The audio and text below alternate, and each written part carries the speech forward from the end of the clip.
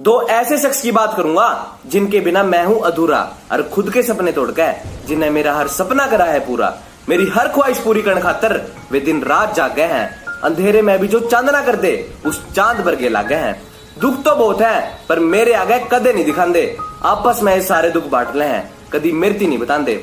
मैंने इतना बढ़िया लगा है जब कोई कवे तू तेरे माँ बाप पे गया है, इब उन्हें के बताऊं मृत्यु उन्हें तक पहुंचाने खातर उन्हें के सया है। मैंने बेरा है मृत्यु खाना को आ गए, वे दोनों सोए हैं खाली पेट, और बस उनकी वजह से मैं कदे नहीं होता स्कूल में लेट। मैंने गर्व है माँ कि मैं तेरा राज दुलारा हूँ, और मैंने गर्व है बापू कि मैं तेरा बेटा प्यारा हूँ।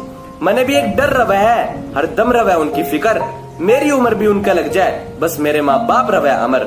उनके बारे में जितना लिखूं उतना पड़ जाएगा कम, एक दिन कुछ ऐसा करूंगा कि वे दोनों कह देंगे we are proud of our sun.